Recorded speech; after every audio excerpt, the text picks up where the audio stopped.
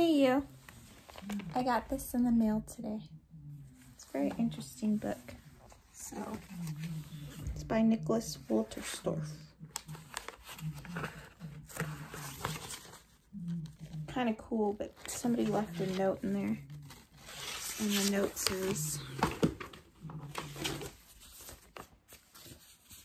John and Kathy, May 10th, 1988. Messages. Mick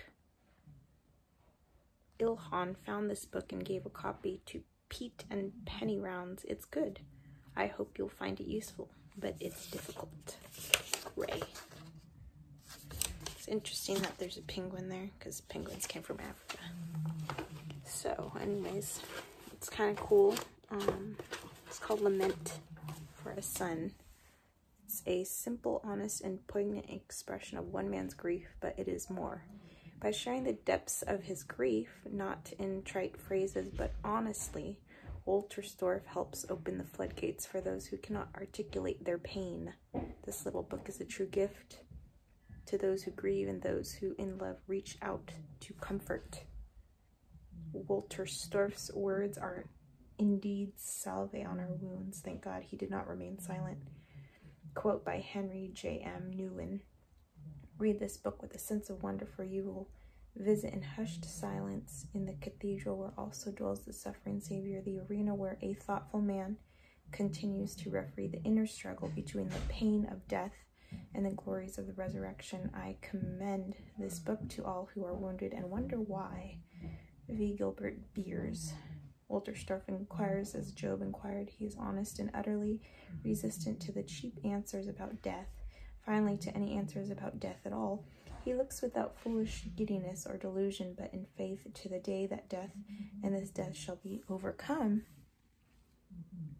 And he takes his place beside all who suffer in this lament. Then mighty conjunctions are discovered, that between God and the sufferer and suffering humanity, that between a father who suffers and all who mourn. These are not answers. These are the furious and blessed knit of community, ethereal, existential, experiential God and us, and all together thrown up from something, something, something. It's covered by the price tag, or I mean the barcode. Anyways, I didn't finish reading this chapter, but this is very interesting. I like this. It's about a guy who died when he was climbing a mountain at 25 years old. It says that first chapter has the W's. Kind of gives it away a little bit.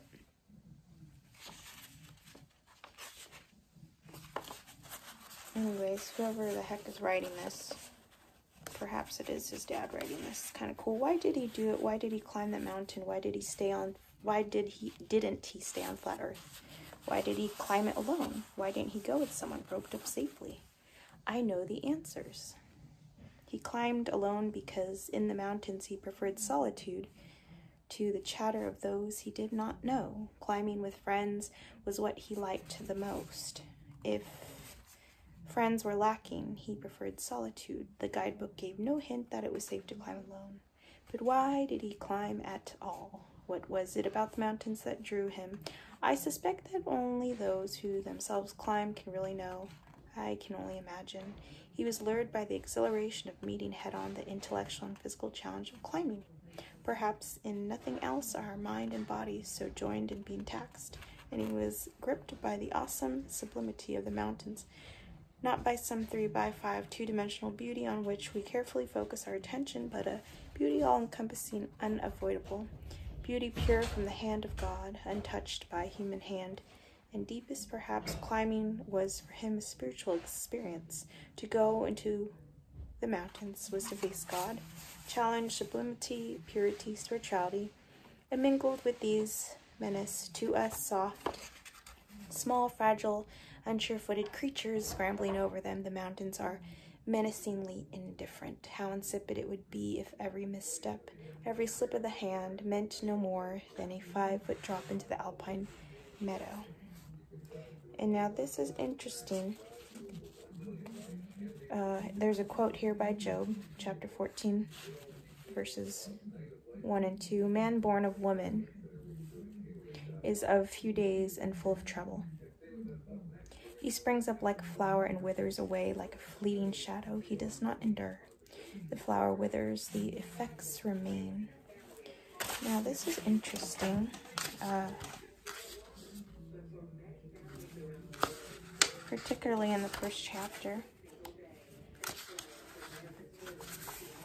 The preface. I can't wait to get back to the mountains again.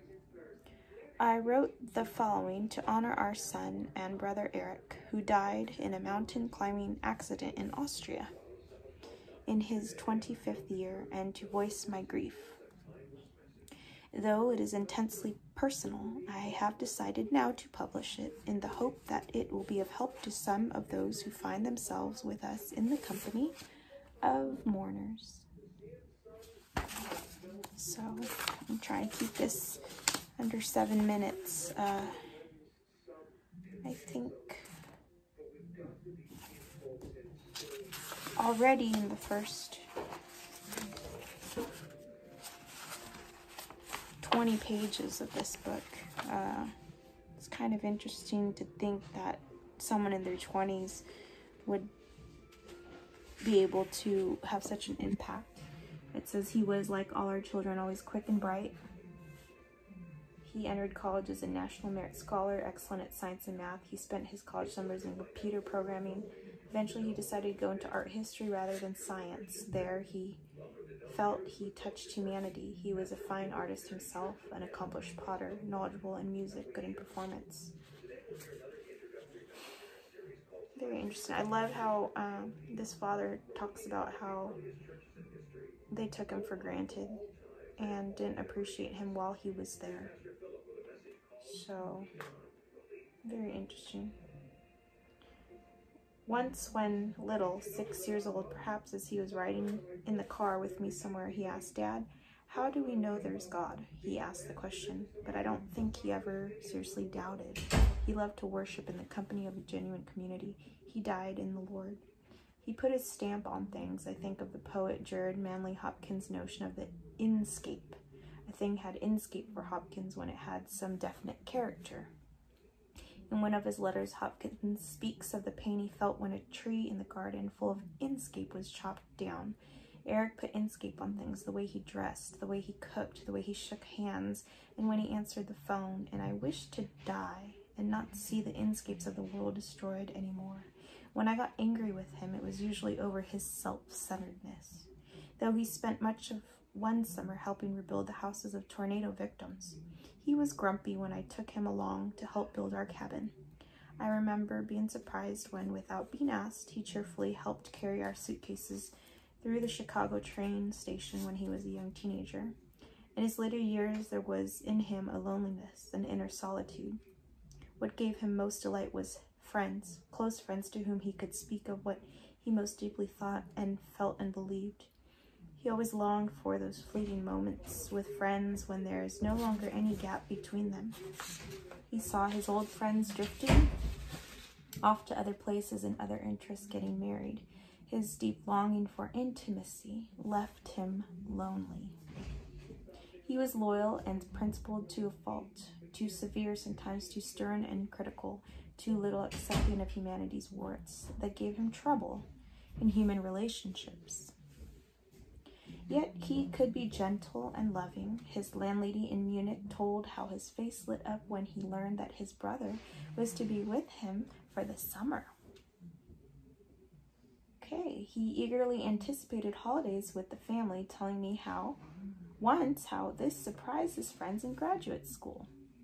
And he loved the mountains, loved them passionately. Über alles, said his landlady. That was not quite true. He loved friends more. But the mountains lured and beckoned him irresistibly. Much as he loved the art and cathedrals of Europe, he loved the mountains more. His love was his death. We took him too much for granted. Perhaps we all take each other too much for granted. The routines of life distract us. Our own pursuits make us oblivious, our anxieties and sorrows unmindful. The beauties of the familiar go unremarked. We do not treasure each other enough.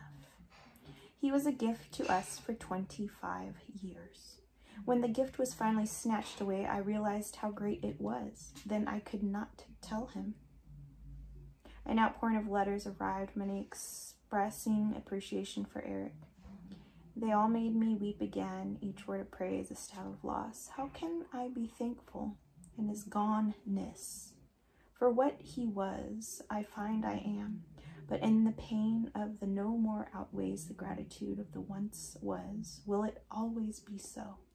I didn't know how much I loved him until he was gone. Is love like that?